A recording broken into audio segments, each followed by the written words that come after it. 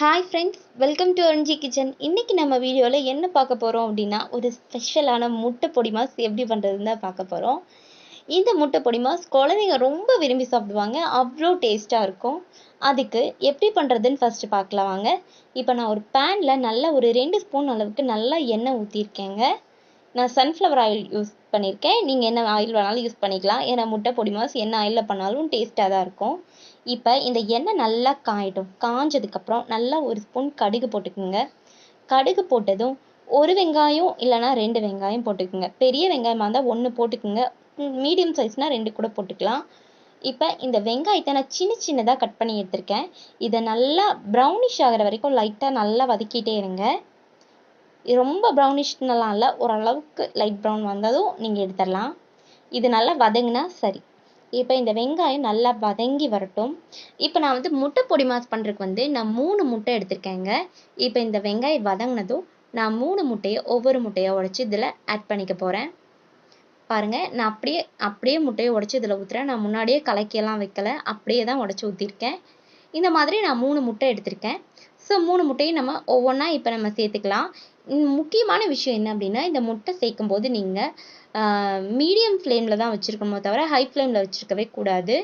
இப்போ தேவையான அளவு உப்பு போட்டுக்கலாம். இப்போ கொஞ்சமாக மிளகாய்த்தூள், காரத்துக்கு எவ்வளோ தேவையோ அந்தளவு மிளகாய்த்தூள் சேர்த்துக்குங்க.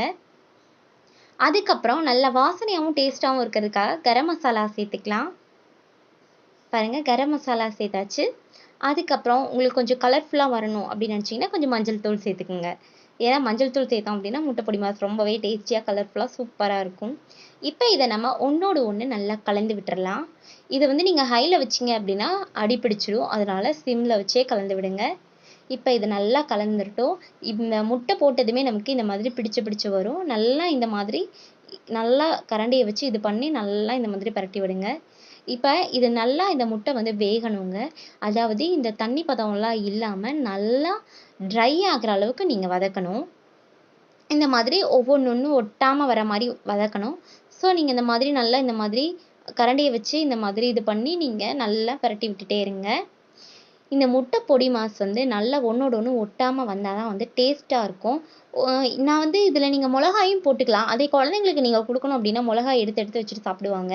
அதனால் நீங்கள் இந்த மாதிரி மிளகாய் தூள் சேர்த்திங்க அப்படின்னா நல்லா கலர்ஃபுல்லாக வாசனையாகவும் இருக்கும், டேஸ்ட்டாகவும் இருக்கும். மிளகாய் எடுத்து வச்சு சாப்பிட்றோன்னு அவசியம் இல்லை, குழந்தைங்களுக்கு ஈஸியாக இருக்கும். அதனால தான் நான் இந்த மாதிரி மிளகாய் தூள் சேர்த்துருக்கேன். பாருங்கள், இப்போ முட்டை நல்லா வெந்து வந்துடுச்சு. இந்த மாதிரி நல்லா கலந்து விடுங்க. பார்த்தீங்களா, இப்படி ஒன்றோடு ஒன்று ஒட்டாமல் இந்த அளவுக்கு வரணும் முட்டை பொடி மாஸ். அப்போ தான் நல்லாயிருக்கும். இன்னும் இந்த முட்டை பொடி மாஸுக்கு டேஸ்ட்டை கொடுக்கறதுக்காக நம்ம இன்னொரு பொருள் ஆட் பண்ண போகிறோம். என்ன அப்படின்னு பார்க்குறீங்களா? அது ஒன்றும் இல்லைங்க, மிளகுத்தூள் தான் நம்ம ஆட் பண்ண போகிறோம். அடுத்து நீங்கள் 1லேருந்து 2 ஸ்பூன் அளவுக்கு கூட நல்லா மிளகுத்தூள் ஆட் பண்ணிக்கலாம். இது ரொம்பவே ஹெல்த்தியானதும் கூட. நல்லா காரமாகவும் டேஸ்ட்டாகவும் இருக்கும் இந்த மிளகுத்தூள் இன்னும் கொஞ்சம் சேர்த்திங்க அப்படின்னா. இப்போ இந்த மிளகுத்தூளை சேர்த்து நல்லா இந்த மாதிரி கிண்டி விடுங்க. கிண்டி விட்டீங்க அப்படின்னா நல்லா சூப்பரான பொடி மாஸ் ரெடி ஆகிடும். இதில் நீங்கள் லாஸ்ட்டில் நல்லா மல்லி இலை தூவி இறக்கி அப்படியே குழந்தைங்களுக்கு கொடுத்தீங்க அப்படின்னா ரொம்பவே விரும்பி சாப்பிடுவாங்க. நீங்கள் என்ன டிஷ் பண்ணாலும் இந்த பொடி மாஸ் தான் அதுக்கப்புறம் கேட்பாங்க. இந்த மாதிரி ஒரு டைம் செஞ்சு கொடுங்கன்னு கேட்பாங்க.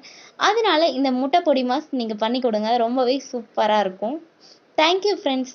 சப்ஸ்கிரைப் பண்ணாதவங்க பண்ணிக்கிங்க. அப்படியே நோட்டிஃபிகேஷன் பட்டன்லேயும் ஆல் போட்டு வச்சுக்கோங்க. அப்போ தான் நாங்கள் போடுற ஒவ்வொரு வீடியோஸும் உங்களுக்கு நோட்டிஃபிகேஷனாக வந்துக்கிட்டு இருக்கோம்.